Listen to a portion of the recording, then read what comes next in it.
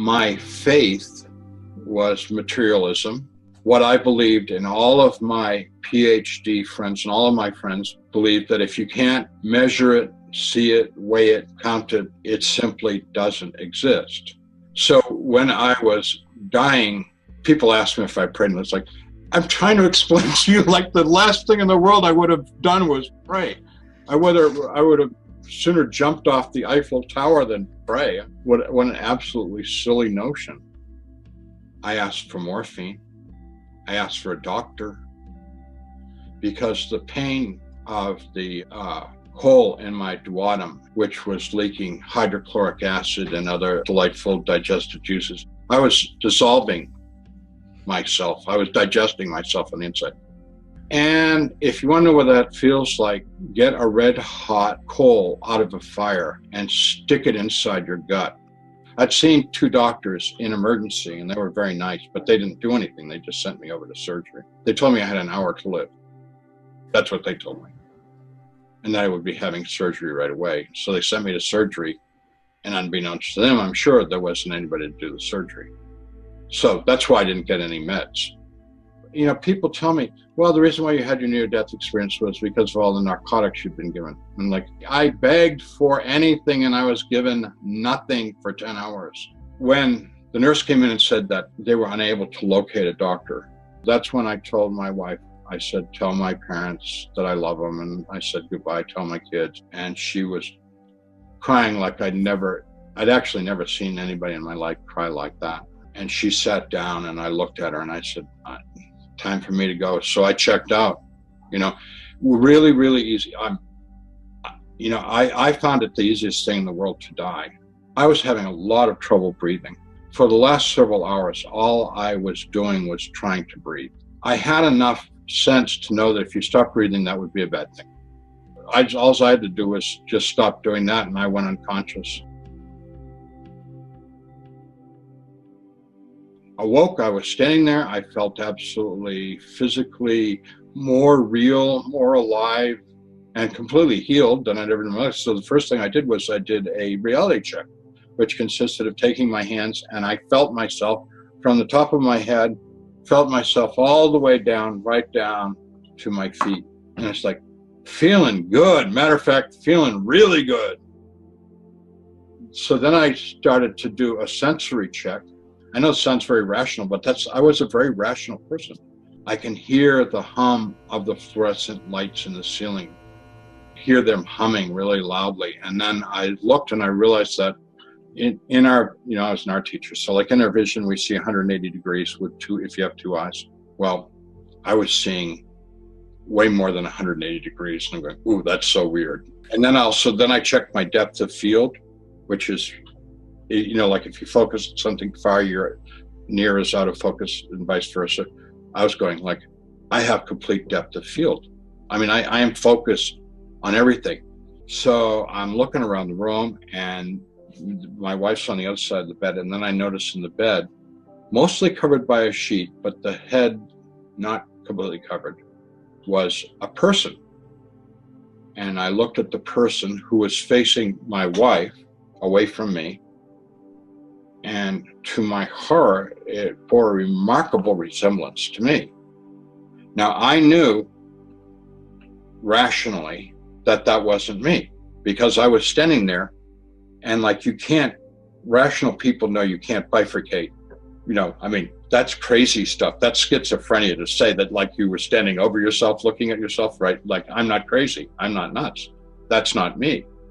So then I'm thinking, how come it looks so much like me? Because could it be a coincidence? No, that's ridiculous. So I'm trying to think of a scenario. So what I came up with, which I realized was absolutely ludicrous, was that the French hospital personnel had made a wax replica of me. I realized, one, they didn't have the time to do that. And that's takes a lot of skill because it was a very good replica. And three, what would be their motive? Why would they go to all that trouble and expense? So it made me angry. I'm going towards anger. And then I tried to communicate with my wife, her head down and tears running down her cheeks. And I get no response. And it was infuriating. One of her techniques to punish me when we were not getting along was to ignore me. So I'm figuring she's really, really mad at me for what I have done to her and ruined her life. And so I turned to my roommate, Monsieur Florent, who was a 68-year-old, super kind, sweet, sick Frenchman. I tried to talk to him. He looked through me like he couldn't see me, which of course he couldn't. I started yelling and screaming at him and no response. And now I'm really agitated, very, very agitated. So I heard people outside the room calling me by name, which I thought was strange because I was in France and surprisingly the people in France speak French and Howard is not a French name. They're speaking English. Howard, come with us. So went over the doorway of the room and there were people out in the hallway and the hallway was gray, like a really, really bad black and white TV picture, very fuzzy, which was weird because the room was so ultra clear. and the hallway was very indistinct. And there was these people out there, and they're saying, "Come." And I said, "Are you from the doctor? I'm sick. I'm supposed to have surgery. I've been waiting all day." And they said, "We know all about you. We've been waiting for you. Hurry up and come with us." So after some convincing, I became sure that they were hospital people to take me to surgery. And so we went on a long journey. Hell is separation from God, and the only thing that makes hell bad is the people there. What psychologists have found, when they cage a bunch of animals in a cage for a period of time, they start gnawing on each other because that's the only gratification they get. In prison movies, there's a concept of the new fish. When a new inmate comes into the prison, like, everybody's excited because they want to initiate them, which usually means brutal rape and other things, right? So I was new fish. So hundreds of them had their way with me. The physical part is awful, but the emotional part is much worse than the physical part. How could they want to hurt me that much? Why do they hate me that much? You know what I mean? That's the part I couldn't. I can't understand, because you know what? I know why now. Because they don't care. They weren't direct to me personally. It was just, I was new fish, and when they were done with me, by being done with me, is I was no longer responsive, physically and emotionally, too far gone. The term that I like to describe was, I was roadkill. In that place, I heard a voice that said, "Pray to God." I literally heard a voice say, "Pray to God." I don't know who said that. I don't know where it came from. And I thought, what a stupid idea. I don't believe in God. I don't pray. And the voice said, "Pray to God." And I thought, I don't know how to pray. I haven't prayed since I was a kid. It's like, I don't pray. I'm not a prayer. Forget it. The voice said, "Pray to God," real strong. And I thought, okay, what would it look like for me to pray? And so I'm thinking, okay, I pledge allegiance to the flag of the United States. Oh, no. 7 years ago, our forefathers brought forth in this continent a new nation. No. Oh, man, I can't think, I'm remembering things I've memorized because, of course, from my perspective, 38-year-old genius, college professor, department head, I thought prayer was something you memorized when you were a child. So I'm trying to remember, and I finally come up with the Lord is my shepherd. And I'm so excited, I murmured it. And upon doing that, the people that were still around me, which they were no longer interacting with me because I had become tedious and uninteresting, they became very angry. And they said to me in language that's the worst language I've ever heard in my life, "There is no God, nobody can hear you, and now we're going to really, really hurt you." Basically telling me what we did before was nothing compared to what we're going to do to you now. Because they couldn't bear my most miserable, pathetic little prayer. And then I thought of some other things, like, "Our Father who art in heaven, hallowed be thy name." I'm saying this stuff, and it's really making them angry. And the thing that I liked was, all this time I'd been defenseless, is no matter how hard I had fought to fend them off me, finally I find something they really don't like. And the other thing I noticed, that the more I said these things, and I was shouting them in anger. The more I said these things, the more it drove them away. And we're in pitch black, so I can't see anything, but I can hear them retreating. So I'm letting them have it with this stuff, and I'm just repeating this stuff over and over again. And eventually I realized the only thing I can hear anymore is me, and I can't hear them. So I become quiet, and I listen carefully. And I know some place somewhere they're out there, but I don't know where, but they're far, and that's good. And then I think about my situation and realize I'm stuck, because I can't crawl, I can't move, I can't go anywhere, and I don't know where I am. I didn't have to debate this. I knew that I was not alive, and I was not in the world. Where I grew up in Massachusetts, we had septic systems and cesspools. So what I came up with is that I had gone down the toilet and through the plumbing into the cesspool. I was trying to think of what part of the septic system I was in. I knew that my life was filth, garbage. I knew that I was a selfish ass. I knew that. I mean, in the world, I never would have admitted that to you. If you'd met me as Howard Storm, Professor Howard Storm, you know, at Northern Kentucky University, get you to admire me and be a fan, you know. All you would be to me is someone to support my ego. I did my own life review, and what I concluded was that, I know this sounds funny, but I graded myself after I went through my life, and I realized that I was basically F and D's in every department. My relationship with my father, my mother, my sisters, my students, my friends, my wife, my kids, I just gave myself F and D's up and down the line, because all I could see was all the ways that I had failed. And I felt real bad. I realized that I belonged in the place that I was, and that I was stuck there, and nothing was ever going to change it, and that the only way that I could have any kind of an existence in that place was to somehow pull myself together and to become more vicious than they were. In other words, before you got a chance to bite me in the neck, I'll rip your head off. And I thought, I'd rather not exist than live like that. So now I'm in a dilemma, because here I am, there's no way out. I have no way of knowing how, yet they're going to come back, and I can't count on this prayer bit, which was quite insincere. You know, I mean, it wasn't from my heart. It was just like, it worked. It was, but I mean, how long is that going to work for me, you know? And I went into the deepest despair. I mean, here I am in the cesspool, and now I'm emotionally, spiritually sinking into a deeper hole. My little mind's working, trying to come up with something. It comes up with like a 8 or 9 year old child sitting in Sunday school singing "Jesus Loves Me." When I was a little kid, I believed in like this God/Superman.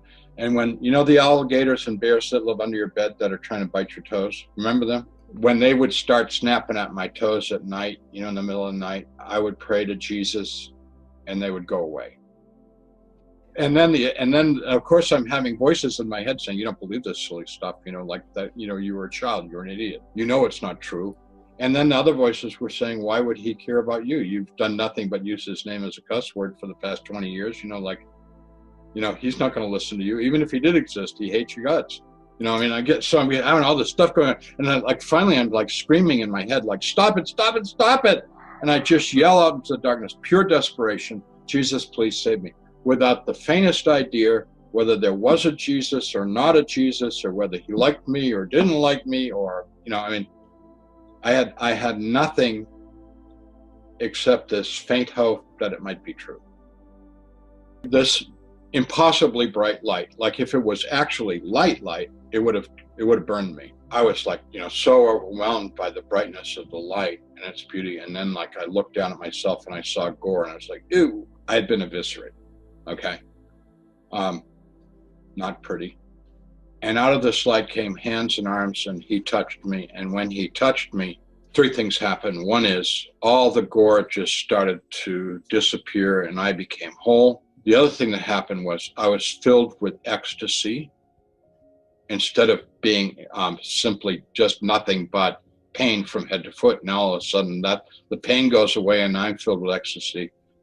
And lastly, and most importantly, I experienced a love that I had never known that existed. And unfortunately, I haven't found any language yet that can begin to describe it. He picked me up. He held me real tight. When he held me, I knew that there was some, besides all this healing and love and all that he really liked me a lot. Matter of fact, I'm his favorite person in the whole universe. I have to add Unfortunately, you are too. And he likes me. I mean, he doesn't dislike me. He's not, he's not mad at me. He's happy. So I'm holding on to Jesus. I'm crying, happy cry. And he's rubbing my back. He gave me a nice, very soft, tender back rub. And we take off. Just like flying in a helicopter, except it was just Jesus and me without the helicopter.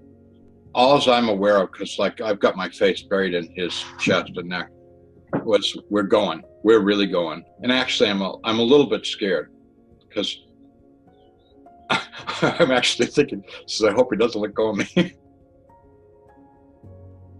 So we're moving, and I'm trying to get my act together, because I'm feeling, I've put a lot of slobber on him from my nose and mouth, a lot. And I'm feeling bad about that, because I don't have a hanky to clean him out. And okay, so I'm trying to get together. So I get enough together, and I look, and I see, like, we're moving towards a world of light, and all around the world of light, like a bazillion little lights going in and coming out, and there's all this activity. And I had this gigantic, the God that I said wasn't, we're going to his house. We're going into his territory. I mean, I know that. I just know that somewhere in that big galaxy of light, if you will, there's God in that, and we're headed towards it, and I am the biggest idiot in the whole world. And they probably hate me, because of what I've said and done. I think to myself, he's made a terrible mistake. I don't belong here. And with that, we come to a stop, and we are outside of the world of light, which we could call heaven, because that's what it was. I call it home. He spoke to me for the first time telepathically, and he said, we don't make mistakes. You belong here. And I thought, how do you know what I thought? I didn't say that. Can you hear what I think? And he laughed, and he said, I know everything you've ever thought. And I thought, I feel real uncomfortable with you knowing everything I've ever thought, because I've thought things that I don't want you to know that I've thought.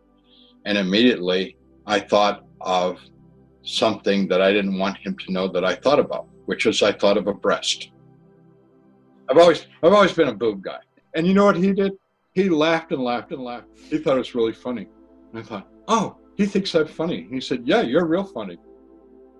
And I was like, he thinks I'm funny, because nobody thinks I'm funny. I mean, like, I have a wicked sense of humor, but it's New England. It's very dry. I make like a lot of jokes, and people look at me like, what's your problem? So, like, we started talking, and he kind of interrupted our conversation, which is all telepathically. He had a young male voice. He said, I got a bunch of people I want you to meet. And so he called out with tone, musical tone.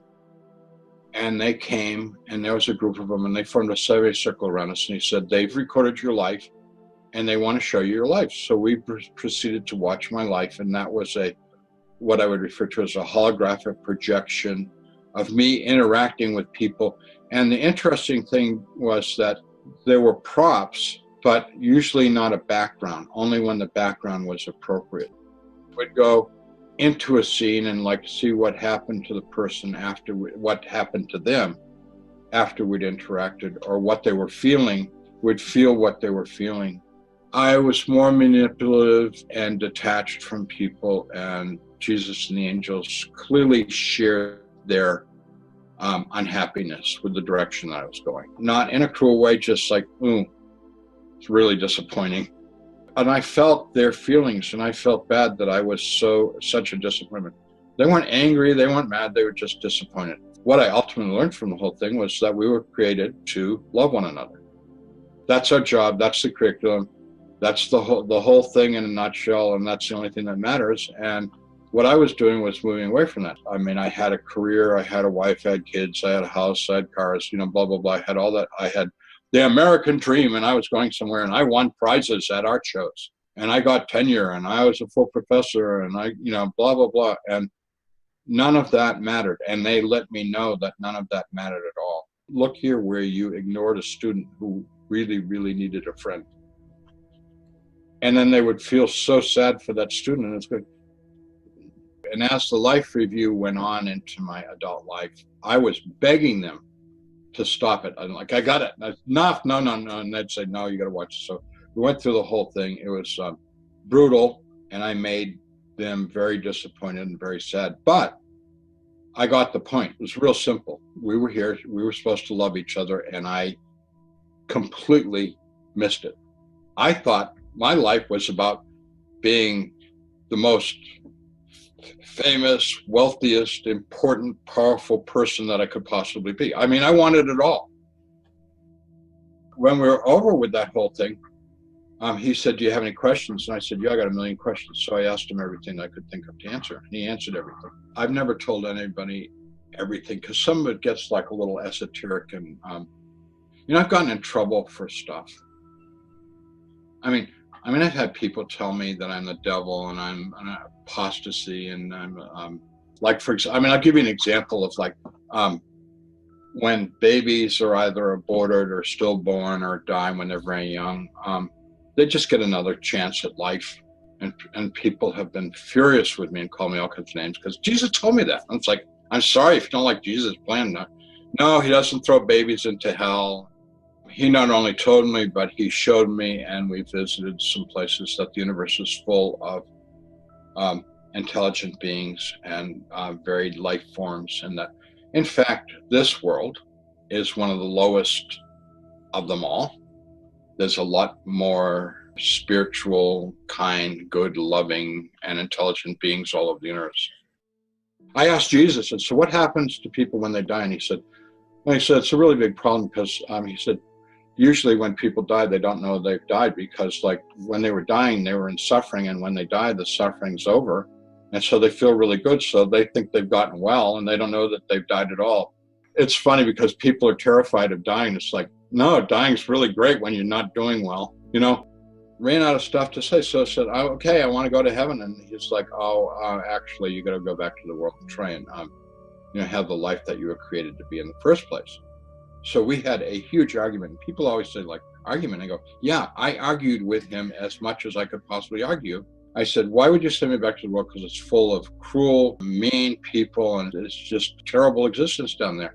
And he said, that's true. There's lots of cruel, mean people in the world. He said, there's also very loving, beautiful people. And he said, what's in your heart is what you'll find. And if you have love in your heart, you will see the love in other people. If you have beauty in other people, you'll see the beauty in them. He said, it's what's in you is what you're going to find. And you know what? Amazingly, he was right again. When I was recovering in what they called the recovery area of the hospital in Paris, the room was kind of dark. It was daytime, but the lights weren't on. The room lit up. And this young man, beautiful young man, in his like mid or late 20s, it appeared, blonde, wearing hospital scrubs, pale green scrubs with a V-neck, short sleeves, and sneakers. He comes into the room and he goes, Howard, how are you? I'm like, whoa. Once again, perfect English. No, kind of a surprise in a French hospital. Long and short of it was, he said, I'm going to be watching over you, and I want to assure you that everything's going to be okay, but you've got a long recovery ahead of you. But I will always be around. And I said, great. He was so kind. And I said, so what's your name? And he said, don't worry about that. He said, you will never see me again. And I said, you just said you're going to watch over me and you're going to see me through this whole recovery, and you'd always be around, and now you're telling me I'm never going to see you again. He said, yes, that's all true. He said, I'll be around, but you'll never see me again. And I said, that doesn't make any sense. Are you going to be with me? He said, I will be with you. Always know I will be with you. And I said, I will never see you again. He said, you'll never see me again. And I said, very, very confusing. I don't understand. He said, now I have to go. So he left. When he left the room went back down to drab. And I'm sitting there like, what was that? You know, what was that all about? Crazy. Immediately, the nurse comes into the room. And I said, what was the name of the doctor that was just here? And she said, there was nobody here. And I said, no, like the young doctor with the blonde hair and, you know, and the sneakers and stuff, you know. She said, there was nobody in the room. And I said, there was someone just in the room. He just left. You probably passed him coming in. And she said, my desk is right outside this door. I've been sitting at that desk for a long time. Nobody has been in this room or out of this room